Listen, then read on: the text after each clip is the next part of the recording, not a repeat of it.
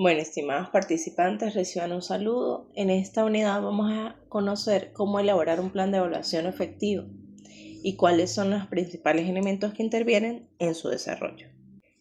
¿Por qué es importante desarrollar un plan de evaluación? El plan de evaluación viene a ser una guía práctica y estructural para el docente en cada paso, en cada proceso del proceso de enseñanza y aprendizaje. Esta guía nos evita recopilar datos innecesarios y mejorar el aprendizaje y la evaluación en todo momento. Según Tejada, las dimensiones del plan de evaluación son las siguientes. Primero tenemos que saber qué o cuál es el objeto que nosotros vamos a evaluar. Es decir, contexto, necesidades, objetivos, contenidos, instituciones, profesores, estudiantes, metodología, recursos. En este caso, en evaluación de los aprendizajes, nosotros vamos a evaluar a los estudiantes. El modelo, ¿qué modelo vamos a usar? Experimental, naturista, basado en demanda, basado en costos, toma de decisiones, verificación de logros, cuantitativos o cualitativos, según la forma en que nosotros vamos a recolectar la información. ¿Quién va a evaluar? Profesores, estudiantes, directivos, usuario, experto. En este caso, como es evaluación de los aprendizajes, puede evaluar el docente, puede evaluar el estudiante o pueden hacer una evaluación que sea de forma recíproca entre tanto en docentes como en estudiantes. Puede ser de forma interna o de forma externa. ¿Qué instrumento vamos a utilizar para evaluar? A través de la observación, a través de la entrevista, a través de cuestionarios, tests, pruebas objetivas, escalas. ¿Qué validez, factibilidad y pertinencia tienen esos instrumentos para lo que nosotros queremos evaluar? ¿En qué momento? Es decir, ¿cuándo? Según Tejada, existen inicial, continua o final para la evaluación. Inicial vendría a ser la evaluación diagnóstica, continua, que sería la finalidad, la evaluación formativa. Y la evaluación sumativa sería la parte ya final, cuando nosotros ya tenemos todos los agregados o todas las ponderaciones o todas las sumas de las notas de nuestros estudiantes para poder emitir un juicio final.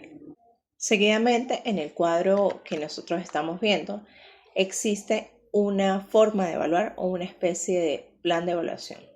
El primer paso es articular claramente el propósito, los objetivos, definir el alcance y el foco del proceso evaluativo. Para esto es importante saber cuál es la característica fundamental de un objetivo. Según Jacqueline Hurtado de Barrera, la característica fundamental de un objetivo es que remite a un logro. La redacción de un objetivo debe iniciar con un verbo en infinitivo, es decir, ar, ir. Sin embargo, no todo verbo en infinitivo representa un logro. Algunos verbos en infinitivo sugieren actividades como por ejemplo redactar, revisar, estudiar, medir, reflexionar, entre otros.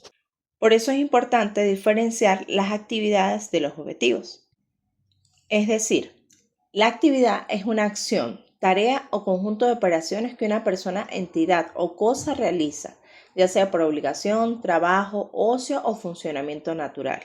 ¿Qué implica la actividad? Implica movimiento, energía, dedicación hacia un fin específico, abarcando desde funciones laborales y económicas hasta ejercicios físicos o actividades escolares.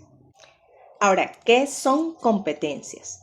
Las competencias son un conjunto integrado de conocimientos, habilidades, actitudes y comportamientos que permiten a una persona desempeñarse con eficacia, eficiencia y éxito en un contexto específico, ya sea laboral, educativo o personal. Los contenidos en educación se pueden definir como un conjunto de conocimientos, procedimientos, habilidades, actitudes, destrezas y valores necesarios para alcanzar las metas curriculares establecidas en los programas y planes educativos. Es decir, los contenidos son los recursos necesarios que nosotros contamos para desarrollar las competencias, los cuales son los que definen la capacidad de aplicar los saberes en contextos prácticos y reales. Ya una vez teniendo claras las diferencias y las definiciones conceptuales de competencias, contenidos y actividades, podemos observar el cuadro que está en pantalla, donde existe una competencia, unos contenidos y unas actividades. En este caso, la competencia es delimitar el contenido de las instituciones básicas del derecho con el fin de obtener las bases del conocimiento necesarios para el estudio de la carrera a través de los desarrollos doctrinales sobre el particular. ¿Qué contenidos se deben desarrollar para poder alcanzar esa competencia? Nociones generales en derecho, definición del término derecho, natural, positivo, subjetivo, objetivo, clasificación del derecho positivo, objetivo, derecho histórico, derogado y vigente. ¿Qué actividades evaluativas se proponen en ese plan de evaluación? Una prueba diagnóstica dirigida primero para evaluar los conocimientos del aprendiz y una prueba escrita sobre los contenidos desarrollados en clase. Se le aplica una ponderación a esa prueba y a esa prueba escrita, que es una prueba teórica sobre los contenidos desarrollados en clase, porque la prueba diagnóstica es una base que va a tener el docente para saber qué conocimientos o qué grado de conocimiento tienen cada uno de los estudiantes a los cuales les está impartiendo clase. Otro ejemplo que vemos aquí más abajo es un ejemplo de competencia: comunica ideas científicas de manera efectiva y crítica. Y el objetivo es definir los 3 principios de la dinámica de Newton, redactar un informe de laboratorio con la estructura, introducción, métodos y resultados. La competencia es la habilidad integral para realizar el viaje, por ejemplo, ser un viajero autónomo y resiliente. Y el objetivo son los pasos específicos y medibles para lograrlo. Ejemplo, aprender a reservar un vuelo online, identificar 5 monumentos en el mapa, practicar frases básicas en otro idioma. Piensa cómo formular los objetivos en tu plan de evaluación. Para que ese plan de evaluación tenga un carácter coherente, es primero necesario desarrollar los contenidos y las estrategias didácticas.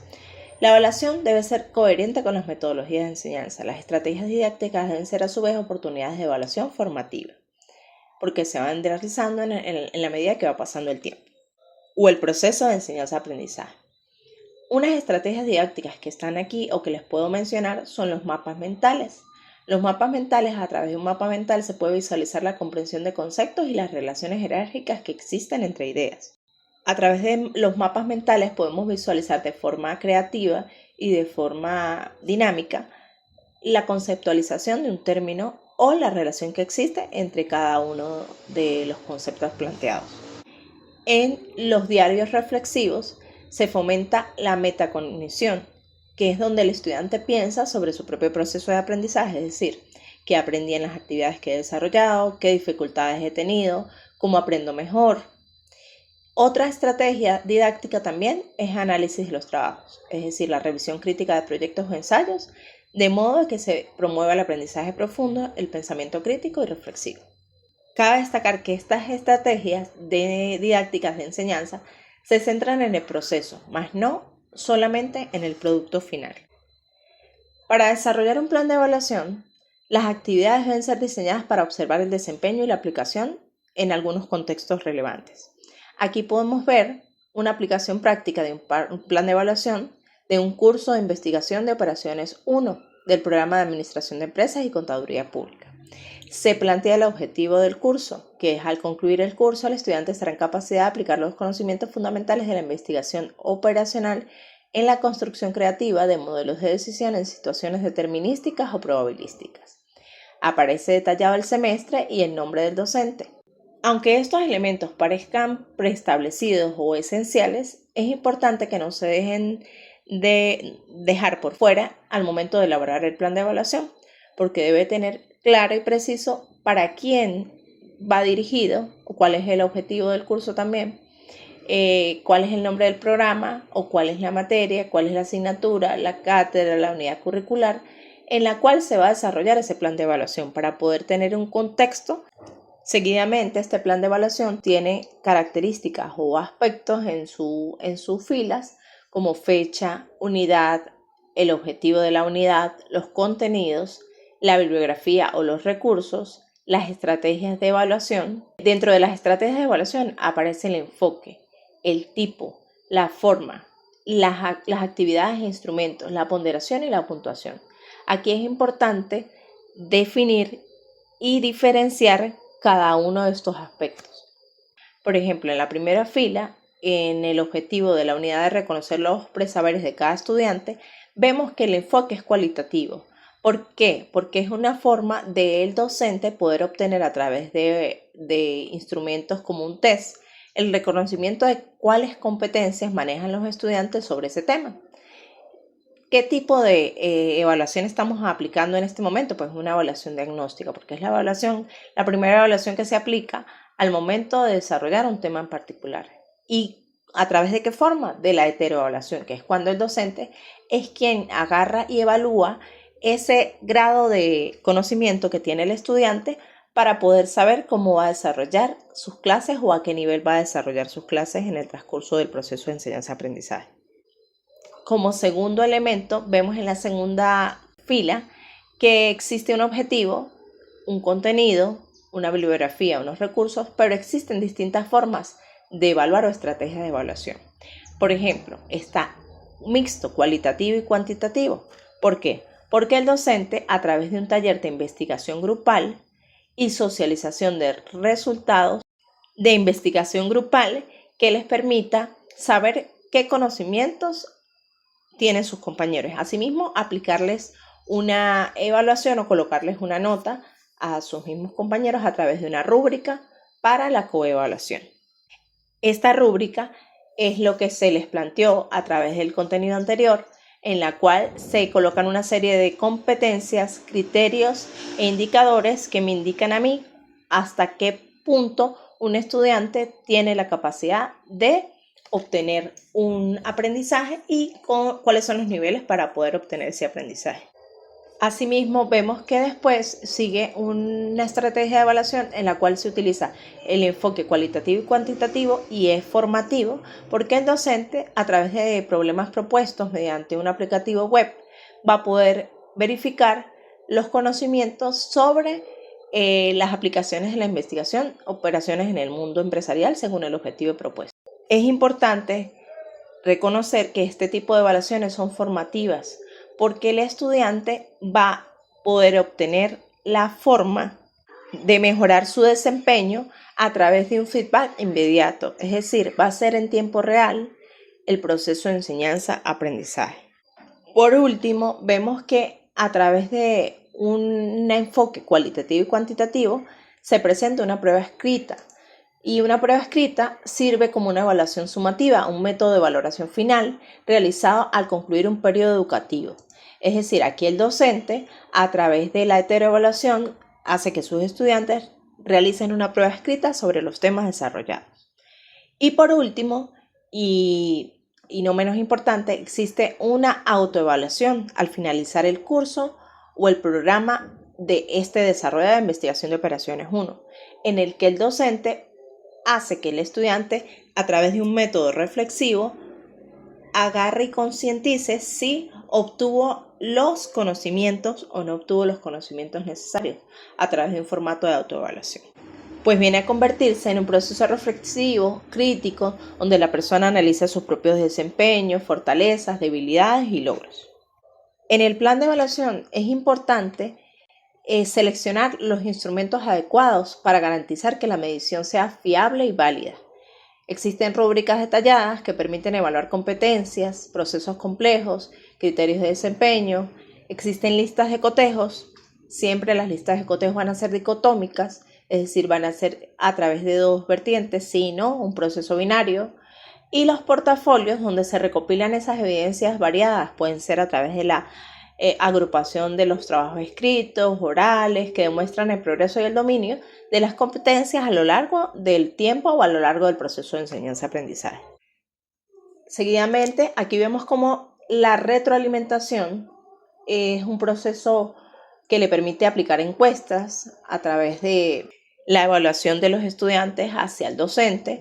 Aquí podemos visualizar cómo Moodle utiliza como una especie de test en la cual pregunta cómo calificaría usted la calidad de los materiales del curso, cuál de las actividades encontró usted que fue más valiosa y cuál sería el criterio o, en dado caso, la percepción u opinión de los estudiantes sobre el proceso de enseñanza-aprendizaje. La retroalimentación es el motor de la mejora continua de todo docente. La evaluación solo cobra sentido cuando se traduce en acciones y reflexiones que cierran el ciclo de aprendizaje. La evaluación pierde su valor sin una retroalimentación efectiva y oportuna dirigida al estudiante. Ser descriptiva, específica y centrada en la tarea, fomentar la autorregulación y la responsabilidad del estudiante, enmarcarse en la mentalidad y de crecimiento. La retroalimentación no es solamente para el docente, también es para el estudiante. Como preguntas de forma reflexiva, como ¿qué aprendí? ¿Cómo puedo mejorar este proceso de resultado? ¿Para qué me sirve este conocimiento o habilidad en el futuro? Por eso es que la evaluación es una herramienta transformadora, porque un plan de evaluación bien diseñado es una inversión en la calidad educativa y el crecimiento personal de los estudiantes. Con una calidad educativa, impulsa la mejora continua en la enseñanza. Con un diseño flexible, permiten ajustes en tiempo real a las necesidades del grupo. Con una medición clara, proporciona datos objetivos sobre el logro de los objetivos. Y con un foco en el estudiante, maximiza el impacto del aprendizaje significativo. Porque no debemos olvidar que el principal foco para uno desarrollar una planificación es el estudiante.